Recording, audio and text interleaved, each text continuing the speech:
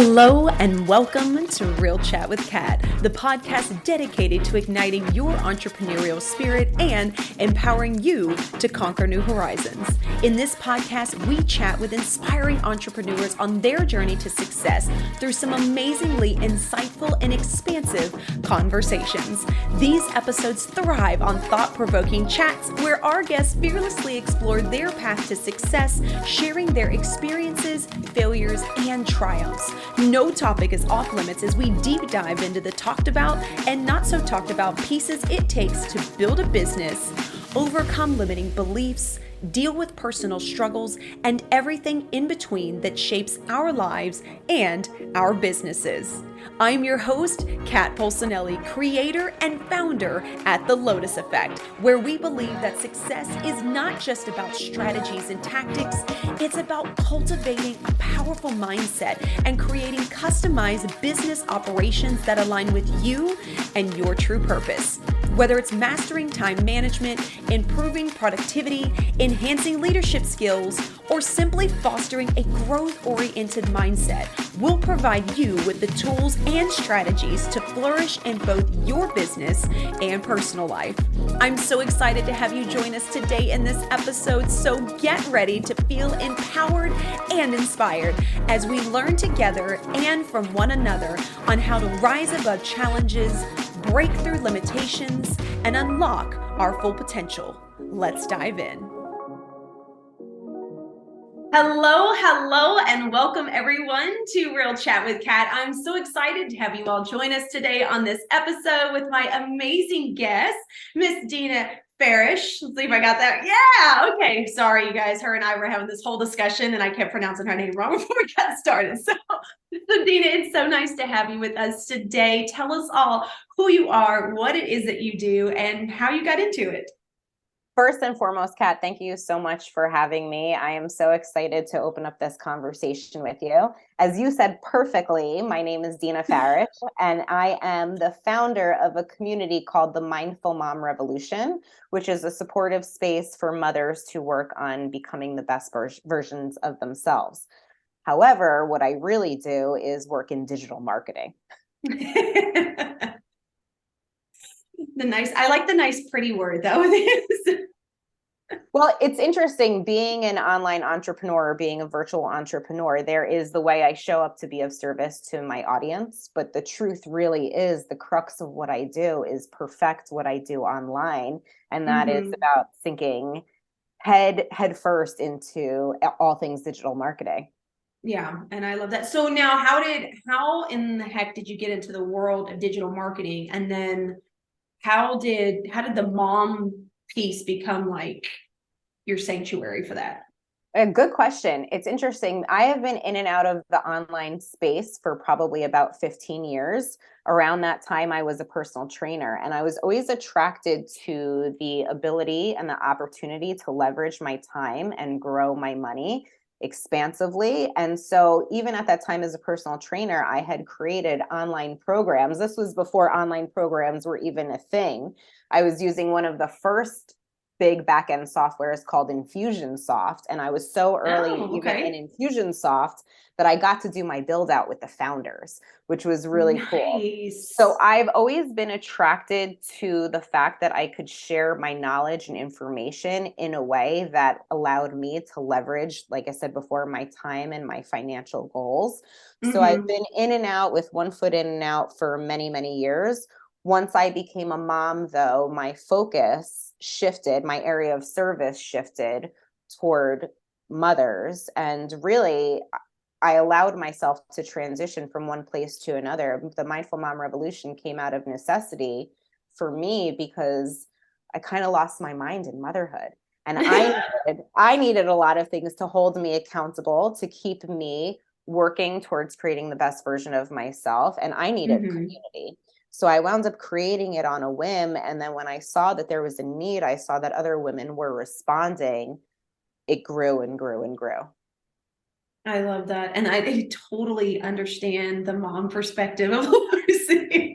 I feel like, if you're a parent, regardless if you're a mom or you're a really like in tune dad, like you're always going in 6 or 7 different directions, like minimum on a daily basis. Like, it becomes such a normal, and it's so funny because like I think back to those crazy days, and like now that my kids are older, yes, like they still bombard me sometimes, and I find myself going in a couple of different directions, but my days aren't filled with that. And so it's kind of weird sometimes when I'm like focusing on like things in my business, because I don't always have to think in 6 directions, and my brain is like, what are we doing? Something is missing. Where are we at? That's funny. Yeah, your brain has been wired to accept, I'll use the word chaos and not in a negative way. The visual I get is just, hands in the air, juggling all the things and figuring out how to work while being a mom of young children, or figuring out how to work while being a mom of middle school age children. And now you have the beautiful opportunity. It's so many of these transitions that we go through, both as mothers and business owners. Now you have the beautiful opportunity to focus on your work and get things done. And your brain's like, hey, where'd the chaos go? That's exactly what's happening. It doesn't know what to do. Okay, so now you said that you do digital marketing, and I've met with a couple of different people that do digital marketing, but what I have found really interesting is like each person seems to have like their own niche inside of digital marketing with like what they really love to do, which is interesting because when I hear digital marketing, like, right, I just think like across the board, like, oh, so you probably do like branding and you do this and you do courses and all this. So what do you find yourself like really enjoying and really kind of focusing on with your digital marketing? Such a great question. And because you took it in so many different places, I think, as I even mentioned before, the first thing I do is create support and community for moms, right? And the means that I do that, the means that I get my messaging through is through creating courses, memberships, sales pages, funnels, right? So that I have that medium so that I can be of service to more moms, right? But the truth of the matter is, it's like 2 different compartments. And the one compartment is, who am I here to be of service to? And the second compartment is, well, how do I actually do that? And digital marketing is that vehicle that allows me to be of service to my first compartment, which is the moms that I'm here to help and support. I love that. I really love that. And I do feel like as women, especially when we have young kids, we forget that we can still ask for help, especially with those that are building our business. And it's really interesting that, and I love that that is your focus, simply because moms need a ton of help. And I feel like we aren't the greatest at asking for it. But I also think that you come from a really different place than most people that are in the digital marketing space, where you know what it's like and you understand. So there's like this different level of connection, I feel like. And I'd love for you to kind of elaborate as well, because, like, even when I'm working with people and I get those that are parents of young children, I realize that like things change on the last moment, right? People get sick. You have to be a little bit flexible, and you can't be frustrated with them all the time. Obviously, if it's like a repetitive thing, it just means that they don't know how to manage their time. But when things come up, being a parent of my own kids, I really have a space for that when I'm working with people in that era, because I understand what it's like. And sometimes we just need that person to give us a little bit of breathing room and a little bit of space to get us back where we need to be, because we already feel bad enough as a parent running around in 10 different directions and trying to run a business, that we feel horrible when we're like, oh my gosh, my kid is sick, I'm so sorry, I have to cancel. You shouldn't have to feel horrible about that, right? So I love that that's your area when you work with people, because I feel like, and again, I'd love for you to elaborate, that you can bring in that piece of almost like peace to someone who already has that shame and that guilt while trying to be a parent full time. It's that extra piece of grace and empathy, right? And so what I learned many years ago was that and this is whether I'm seeking out a new mentor or an educator or working with clients, what I found for myself is that I will only work with other mothers. And that is because there is that place of understanding. Now, the truth of the matter is that parenthood exacerbates all of these transitions we're forced to go through. But the truth of the matter is that it's not exclusive to parenting. I think entrepreneurs in general we transform and we metamorph and we grow from where we started to where we were in the middle to where we are now. And I think in either direction, whether it's parenthood, motherhood, or being a business owner, the truth of the matter is what sets us free is giving ourselves permission to evolve and transform along the way.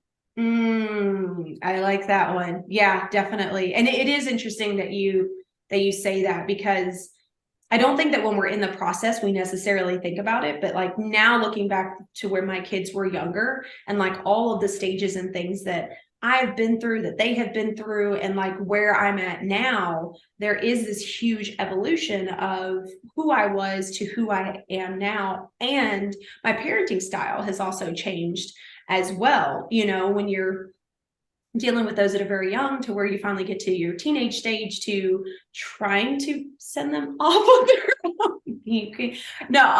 But it is interesting, and I love that you put it in that fashion, because I don't think that a lot of us think about that, and we do get so stuck in whatever routine we've done or whatever we've been doing that we do forget that we need to be able to transition, that we need to be able to evolve as things happen in our lives, and also not just accept it, but own it, because crap does happen and it's okay. And I think that a lot of us get caught up in that as well. There's like this unknown balance between being a parent and a business owner at the same time, that, you know, while a lot of people talk about the balance of life and business, there's a whole nother underlying set of that when it comes to being a parent on top of your personal life, because now you have another whole set of ways of doing things and trying to run a business, all on top of trying to manage not just your personal life, but everybody else's lives as well. How have you seen that in your life and in your business as you've grown with your kids? Yeah, I'll share a quick story with you if that's okay. When Yes. I first started the original crux of my business, which was solely this community called the Mindful Mom Revolution, where I just spoke about things like mindfulness and meditation and things that I needed to keep me alive and fulfilled and accountable during that time, I would pop into my group and I would do trainings all the time. And my oldest two were younger. They were maybe 1 or 2 at the time. And it was like a crazy morning. I needed a minute. I felt really called to pop in and do a live in my group to share a new formula that I found for finding our calm. And so I made sure that my kids were okay. They had snacks, they were watching TV. And I went to my bedroom and I closed the door and I locked the door and I popped in my group for a 5-minute live.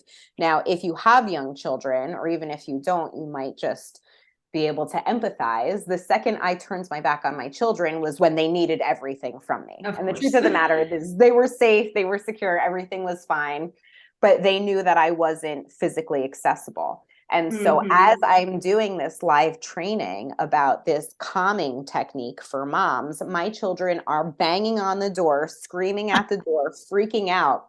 Right. So finally, I do the training. I really wanted to share this technique. I do the training. I open the door. I give my kids big hugs. I reconnected with them. They were completely fine, just as I knew they were. If only they had just stayed on the couch watching TV.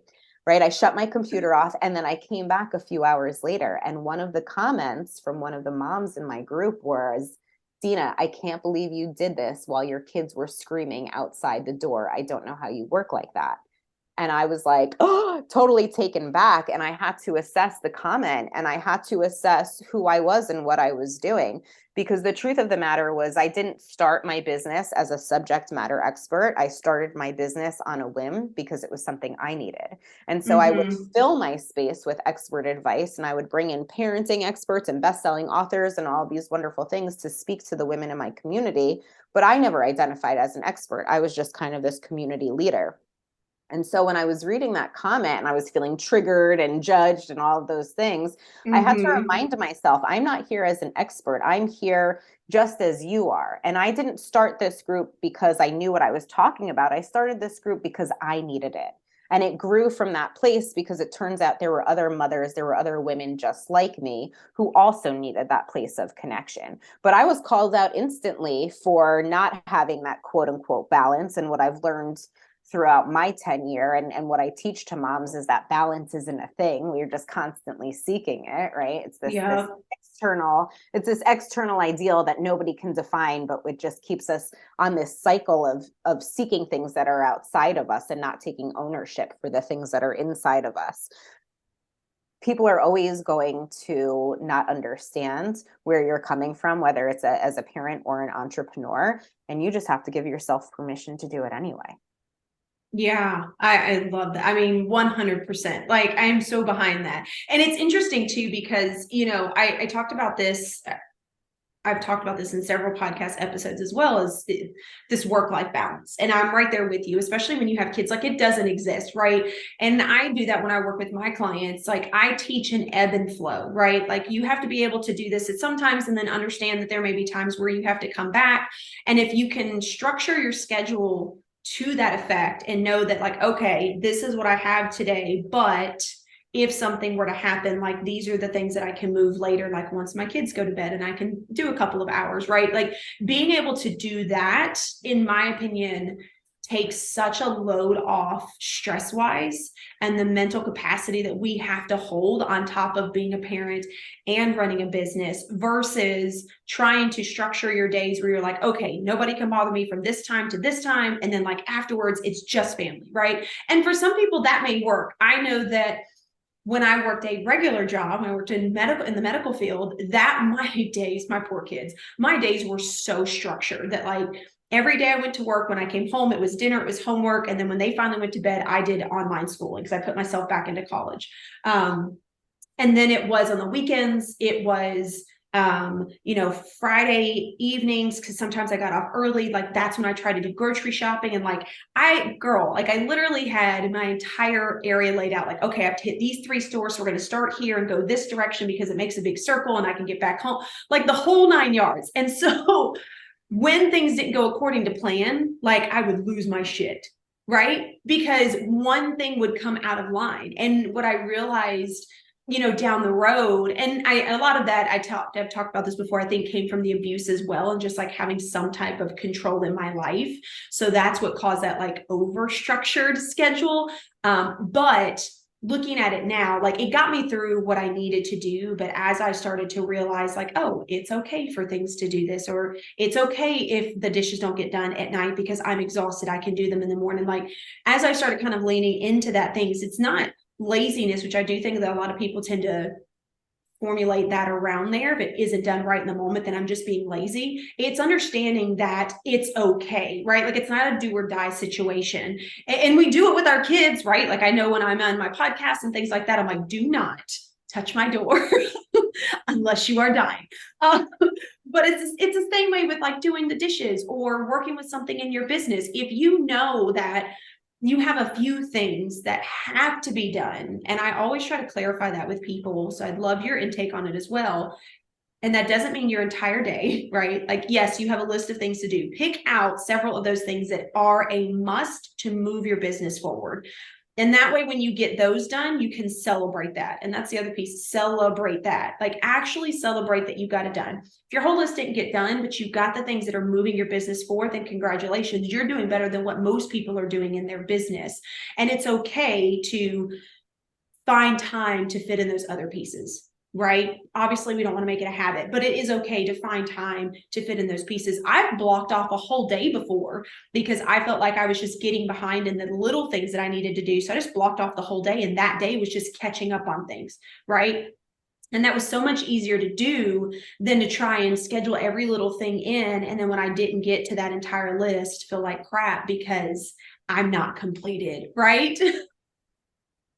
Absolutely. I think you touched on so many really important themes here. The first that shouts out to me is discipline, right? In order to succeed at anything, especially being an entrepreneur, you have to be a disciplined person, right? But the second part of that is priorities and understanding that, and I use this word permission a few times already today. It's like my theme for this week, but understanding that you're allowed to give yourself permission for your priorities to change. So as the business owner, my biggest working days are Tuesday, Wednesday, Thursday. My priority on those days is to be at the computer for hours every day and work. My priority on Friday, my kids don't go to school on Friday, is to be with my kids. And so I can't possibly wear all the hats at the same time, even though I'll still work on Fridays as well. my priority is different than it is Tuesday, Wednesday, Thursday. However, Yeah. I'm still a disciplined person. So I'm going to show up. I'm going to do the things that I need to do, but I'm also going to give myself permission to shift my priorities day to day, even moment to moment, so that I can feel like a success. And this is really important, not only as a mom, but as a business owner. We have to set ourselves up for deliberate mini successes and celebrate, as you said, Yes. along the way, so that we know that our discipline is worth it. We know that the Mm-hmm. hours and the stress and the anxiety and the emotional connection we have to what we're creating is worth it. But we have to be really intentional about that celebration and leading ourselves to these small successes so that we feel like we are moving the dial forward, whether that's in your own personal development, your parenthood, your business. It's essential. Mm-hmm. Yes. And it's so fun. I love that you said that too, because permission was definitely something I had to learn to give myself. 100%. And I still think I work on that to this day, but it's so true that, and when I hired a mentor to work with me on some of the mindset pieces and the things that I had been through and learning to deal with that. That was one of the things that she made me focus on. So like every afternoon, I would have to write down 5 things that I was proud of accomplishing. And it was interesting because then what I started noticing through that was how your brain automatically goes to like this big win. And so I started asking that question when I was talking with clients or when I was guesting in workspaces or on summits. I would ask that question, like, if you could give me one thing that you're proud of for today, what would it be? And it was interesting to see like 90 something percent of the people like just give you this blank stare because we automatically go to that huge win. Right? That's what we're searching for. What can we be proud of? And I would always stop people and I'm like, did you make your bed when you got out of bed? Right? Well, congratulations. Like that's something that people find hard to do. Right? Did you make you a cup of coffee and sit for 5 minutes and enjoy your cup of coffee? Congratulations. Like most people don't have the time to do that or don't make the time to do that. Like those are the things that we have to remember. And that's also, I think, comes back to the piece of learning to be very present in your life as well, instead of running it like we're a robot and like, oh, okay, this is the next thing, this is the next thing, this is the next thing, and constantly trying to fill these spaces and these voids where now I've gotten myself to a point where I can recognize if I am completely drained. I can recognize if I've had really great conversations that morning and it's been like back to back and like now I need a break, right? And I will remove myself from my office. I will go sit outside. I will go read a book. I will just sit in that moment and kind of let those emotions pass and move on to the next thing. But giving yourself that permission, like you said, to have that space and then to be able to reflect on the small celebrations are such a huge piece of what actually builds our confidence and builds us up to the place that we want to get.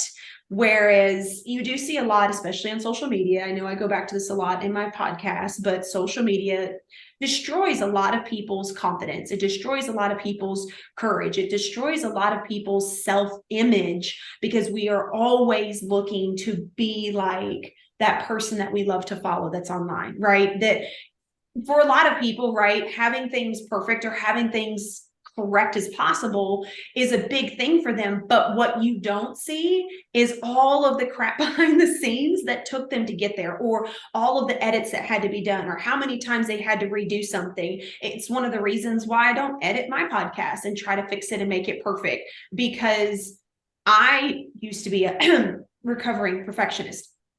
So I've had to step out of that role because it doesn't fit me anymore. And people need to be able to see the journey that people are on and then see where you get to instead of just seeing the success. Yeah, we love to share perfection and we forget that connection is actually created in the sameness and in the messiness and in the moments of your podcast where I stumble on a word or you stumble on a word and you take a deep breath and you say, I'm okay with it, because it's just two humans talking. Social media has taken the humanness out of everything that we as online entrepreneurs are trying to do, which is create connection, be of service to others. And the only way we can do that is by sharing the good, bad, and the ugly. Yeah, definitely. Now, I would love to know this, and your journey. And like you said, when you created your space for helping moms because you needed that space, was there a point in that, or do you still do it to this day where you do share some of the good, bad, and the ugly, right? That most people don't talk about. And what has been the consensus? What do you tend to see with the people in your community? That's a really interesting question. So my story, my personal story, is really about the two times that meditation have saved my life. And one time was, as I shared earlier, in these early cruxes of motherhood when my older two were babies. But the time prior to that was when I was recovering from drugs. Right. And so a lot of people don't like to hear that.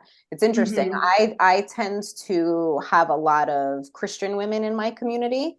And so I will notice that they follow along with me until I start talking about my drug addiction. However, and there's two people that will emerge when I start talking about my actual story, my actual journey. There are the sect of people who will leave my group, cut me off, not want to do any type of collaboration with me any further.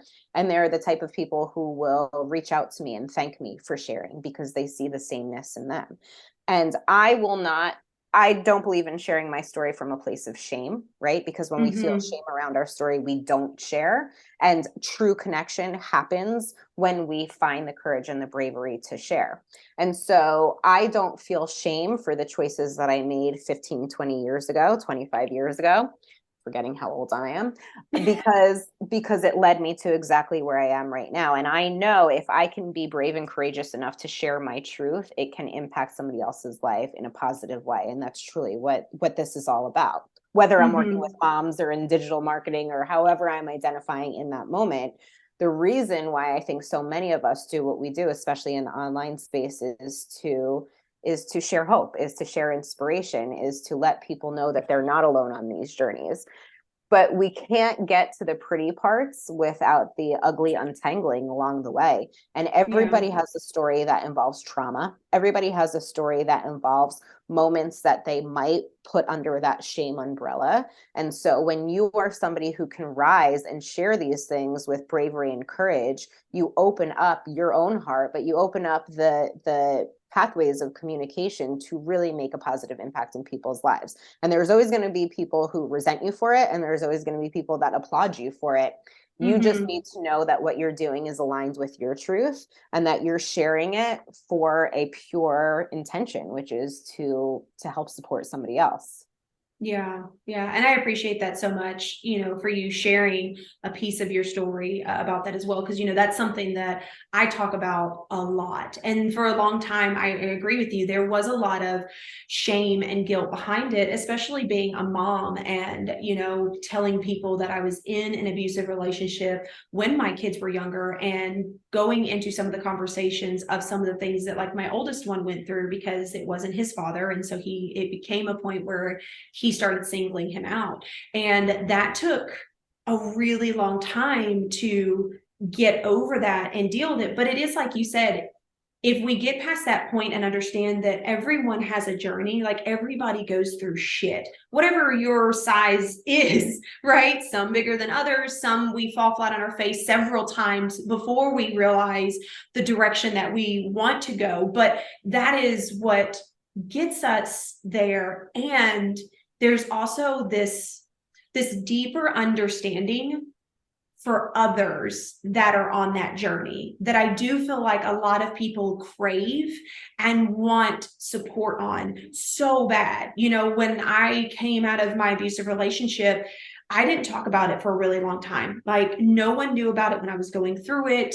It just wasn't a conversation. And even when I came out of it, my thought process was, okay, so just like box it up, put it away. It never happened and be done with it and move on with your life. And that didn't happen. On top of heart issues and anxiety and PTSD and like all the things. It was when I really started kind of leaning into it. And then it was like people started coming out of the woodwork and started talking about it. And like as they started talking about it, I found it was okay to share a little bit. And now as that journey has progressed, it's just like you're saying, Dena, like I enjoy sharing my story because that is what led me to who I am now. And if I can share my intimate details and I can share my thought processes and I can share the things that I've been through, like you said, not in a shame way, but almost in a prideful way, like this is what I got through and this is where I am now kind of a thing.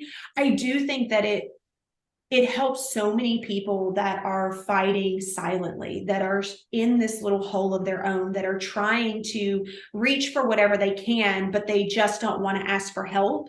And if that one piece of my story and what I went through created a connection for them, which then allows them to take one step forward in a new direction of their life, then what I went through was for the right reasons, in my opinion. Absolutely. And you having the courage and the bravery to share your story, not from a place of shame, but from a place of empowerment, without a doubt, inspires the right people. And, I talk a lot about how I don't always love being a mom, right? And I get messages from people all the time. Well, how do you do that? How can you work in the motherhood space and talk about it? And I'm just being honest. I'm just being honest, right? And so the way you share your story becomes your unique lens. It becomes your voice in the work that you're doing. And not everybody's going to be attracted to it, but thank goodness there's billions of people. So you're right people, the people that are ready to feel inspired by your message, the people who are ready to be led by your bravery and your honesty finds their way to you. It doesn't have to be, your story doesn't have to be for everybody. You're the only person who lived it, but taking ownership of it and sharing it without the shame is so powerful, cleansing and healing, not only for you, but for the people that you're meant to intentionally connect with. Yeah. For your work, personally, professionally, whatever it may be. It's about finding the courage to share your truth and not worry about the judgment and the shame, and just know, like you said, I feel the same exact way. My story was worth it, right? Why did I live this crazy life? Well, now I have this platform to speak about my crazy life. And I know if I can speak candidly and openly, and I can say things like, hey, listen, being a mom isn't my favorite all the time. And I can say that point blank without having to justify why I'm thinking what I'm thinking. I can relate and I can connect from my heart to other people's hearts. And that's when you have the opportunity to make a difference in somebody's lives. Yes, wholeheartedly. And you said something too. You said, when you're telling your journey, you're always going to have those people that judge, right? But your people find you. And that's the same thing in both your personal life and in your business. The more that you can let go of those that don't align with you and those that feel really disconnected without feeling like, oh, well, what did I do to offend them? You can't fix that. That's their perspective. That's their personality. That's their rose-colored glasses. That's you can't fix that no matter how much you try to explain it. When you learn to let go of that and say, you know what, it's okay. It just means that we're not meant to be in the same room together. We're not meant to have a conversation. There is such a piece of empowerment and courageousness behind that, because you realize that you don't have to be friends with everyone, which I do feel like a lot of us are kind of taught that growing up, right? I mean, when you're a little kid, what are you supposed to do? You're supposed to share your toys with everybody. When you're in school, you're supposed to share with, right? Like we're kind of conformed to believe that we're supposed to be friends with everyone. And it doesn't mean that you have to dislike that person or hate them or be rude to them. It's just simply a place of boundaries, right? Where you're like, hey, I completely and totally understand what you're saying. You haven't been through what I've been through, so I get that you can't understand that, and that's okay. So it just means that we aren't meant to be connected. But if you ever have questions and you want to be curious and understand, I'm always here to open those doors. And I've told that to a lot of people, that I'm like, no, I get it. You don't understand. I had a very hard time of understanding what it meant for someone to be in an abusive relationship until I went through it. And I was always, and still am, a very strong-headed, full-headed personality. And so people are like, I don't get it. How did that happen to you? Right. And so when people ask that to me is a space of curiosity where they want to understand. If you're going to completely come at me and judge me, be like, why can't I don't understand how you can even do that. That's fine. then that just means that you and I can't have a conversation, because no matter how much I explain myself, you're not going to understand. But what I have realized that it's done for me is when I am talking with people and people are sharing their stories, I feel that I do not judge them. I immediately am like, okay, why did that happen? Please tell me more. I want to know how you thought about that. What made you do this? I want to learn and I want to understand where people are coming from. And when you can find that place, more people that are in that space are going to come to you, and you don't have to worry about the judgment, because you will find the people that are curious about what you've done and what you've gone through, so they can wholeheartedly understand you just like you want to understand them. Yeah. And a lot of times, and this is hard for many people, women especially, but a lot of times it's your family that doesn't understand. I have family members, hands down, that think that I am a bad mom because of things that I post on social media. However, when they see me with my kids, they think I'm a great mom and they praise me because they actually see that I am a good mom. And so judgment runs rampant, especially through computer screens, right? Judgment runs rampant. And the best thing I can do for myself is fortify myself with my own truth and know that my message, exactly as you said, my message will open the doors to the right people and it will close the doors for the wrong people. And having that faith, and I say this to myself all the time, is that God only brings the right people into my life, and I am always exactly where I'm meant to be. And so having that as my backbone allows me to move forward and to share, even though I know that I have an aunt that lives 3 blocks away that is talking a bunch of crap about how I parent my kids. My life is not being lived to meet her expectations. My life is not being lived to make sure that other people think that I'm a great mom or think that I'm a great business owner. My life is lived to authentically share my truth and to make heartfelt connections with other people. And I only have the capacity for that opinion. So, like you said, I have boundaries around me for other people's opinions. I can only do so much. I have 3 young children, right? So I only have so much emotional energy and output and input. Yeah. Right?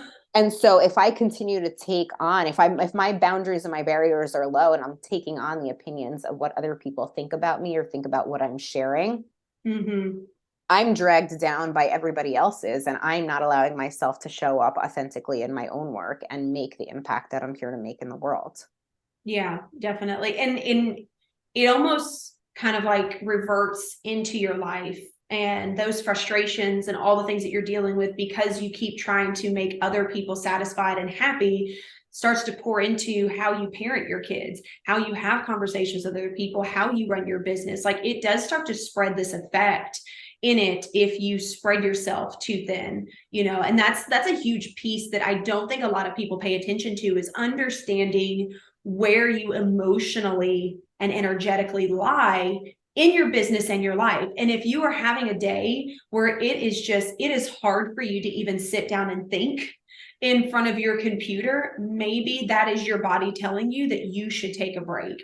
And that may be 15-20 minutes. That may be half a day. Maybe you need to go lay down and take a nap. But again, it goes back to understanding who you are, taking control of who you are, and not letting other people's opinions get in that way, and knowing where you need to be and where you want to be, and being okay with being in that in-between space at times. Yeah. Yeah, I love that. There's such a big difference between your own personal truth and other people's truth about you. And in order to really be courageous and shine in this world, you have to be okay with people not knowing the truth about who you are. And that can be your mom, that can be your dad, your grandfather, that can be the stranger across the street, it can be an ex-husband. But in order for you to be bold and courageous in your own life and live a life that feels fulfilling to you, you have to be willing to be okay with people getting you wrong, right? Yeah. And not pleasing everybody. Women especially, we're taught that our role is to bring pleasure to other people, right? So especially as girls, we're taught to be quiet, stay small, not speak our truth because it might ruffle other people's feathers. However, I think as many of us, especially in the digital age, mature and grow, we want to break through the glass ceiling that's been unconsciously surrounding us this whole time. Mm-hmm. And so much of that is about allowing other people to get you wrong and saying, that's okay. I know who I am. I know who I Yeah. am. I know why I'm here, and moving forward from that place. Yeah. And I love that you said that, because it just made me think of, there was a podcast interview that was being done that I was watching, and it was with Jay Shetty.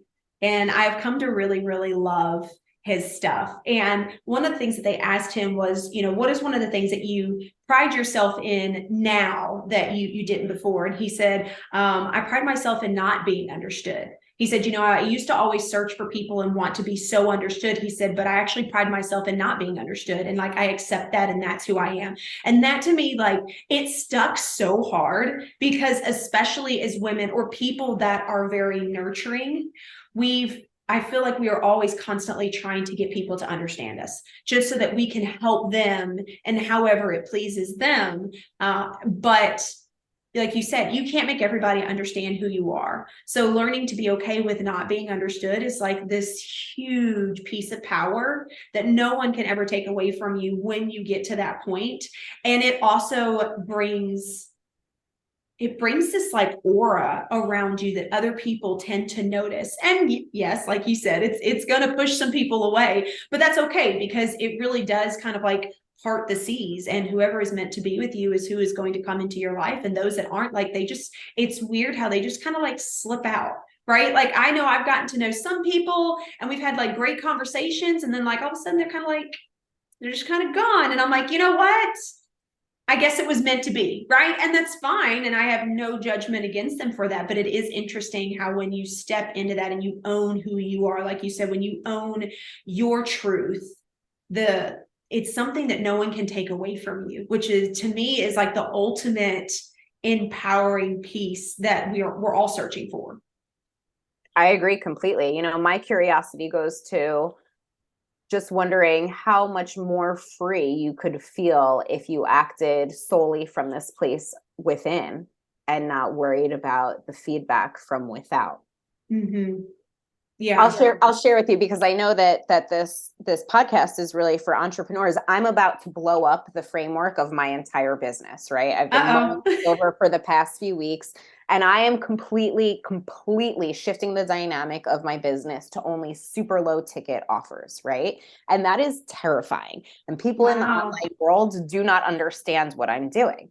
However, it feels so aligned for me that I know it's a must. But without a doubt, I'm about to completely blow up everything I've created, because this next phase of evolution for me personally and in my business is not about the packages that have one or two commas in them. It's about reaching a broader audience. It's about creating community. It's about things that feel more aligned with my heart, and then giving myself that permission to pursue that unapologetically without weighing in the options and the opinions of 50,000 people that don't even know me personally anyway.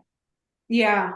Oh, I love that. Okay, I'm super excited for this one. So as we're ending it, and I want you to share some of your things with people anyway, I always ask one question before we go, and that is, do you happen to have a quote or a piece of advice that you'd like to leave the audience with?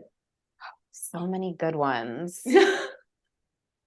So many good ones. One of my most precious business mentors and life mentors passed away suddenly a few years ago, and his children released a document of his 19, best sayings.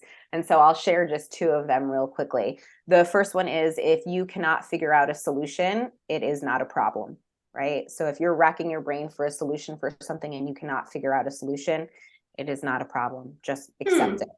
Just accept it. And the second one he always says, and I always recognize this in other people, I so tremendously appreciate it. It was, be generous with your money, but be more generous with your time.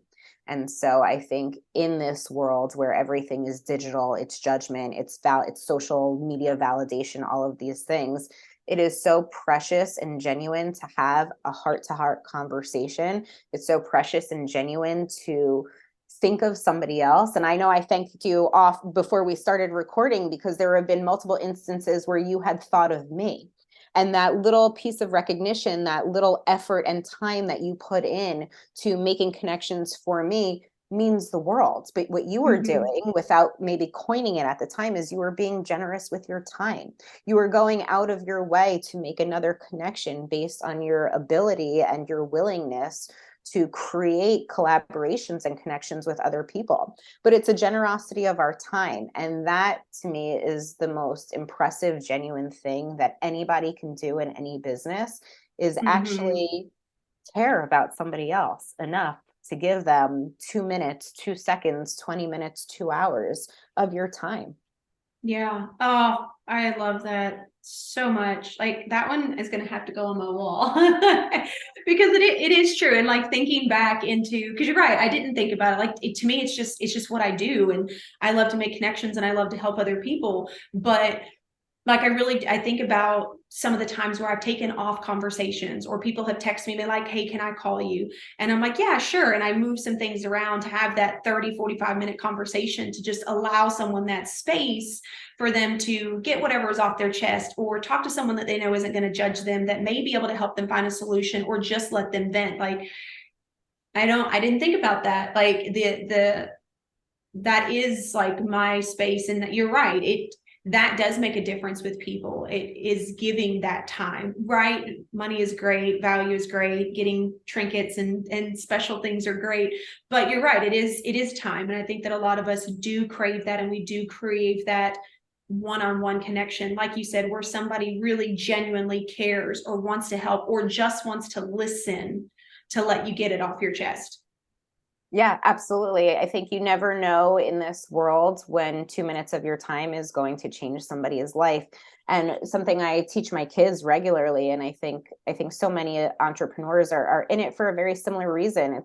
Every human being is suffering, right? And the best things that we can do as human beings is offer kindness, right? Offer our time, be generous with it so that we can help mitigate somebody else's suffering. And at the end of the day, it's about being of service. It's about opening yourself up enough to care about others so that you can impact their suffering in a way that lets them know that they are whole, they are fine, they have permission, and that, for what you and I do, that they can do it. You can do it, right? And I'm somebody in your corner, giving you my time, giving you my heart, giving you my headspace, because that's what we're meant to do here as human beings.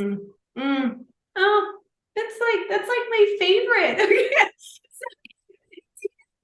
Tell us all, how can everybody connect with you online? Where can they find you? How can they be in your world? Yeah, I would absolutely love that. So I encourage everybody that hears me, that feels connected, to reach out to me personally on Facebook, is where I spend most of my online time. So you can reach me at Dena Farash. My group is called the Mindful Mom Revolution. If you are a mom, I'd love to have you in that space. My website is my name, denafarash.com. Anywhere that you see me, I welcome any type of connection. I love people. I love bringing the right people into my space, because I know if it's truly connected, if it's truly divine, it's going to be a conversation and openness that is always worth having. Oh, thank you so much. Well, thank you so much again, Dena, for being an amazing guest today. And we'll be sure to put all of her information in the show notes for you guys as well. I cannot thank you enough for all of your amazing tips and tidbits and all the things, and sharing your story. So thank you again for being a part of the podcast.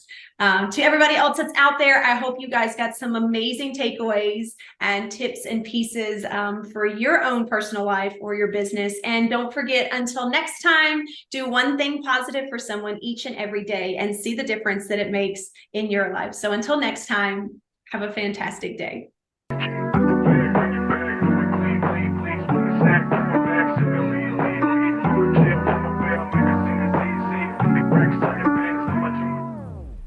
Hello again, and thank you so much for being a part of the podcast today.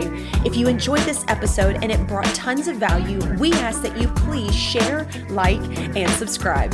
Your support means the world to us and helps us to reach even more inspiring entrepreneurs who can benefit from these powerful conversations. If you haven't already, be sure to leave a review on your favorite podcast platform, as this feedback is an amazing gift that fuels our growth and helps us to continually improve this podcast. Looking for an extra dose of inspiration and empowerment? Then be sure to connect with me on social media. You can find me at The Lotus Effect, where I share valuable resources and tips while sharing my own journey of being an entrepreneur.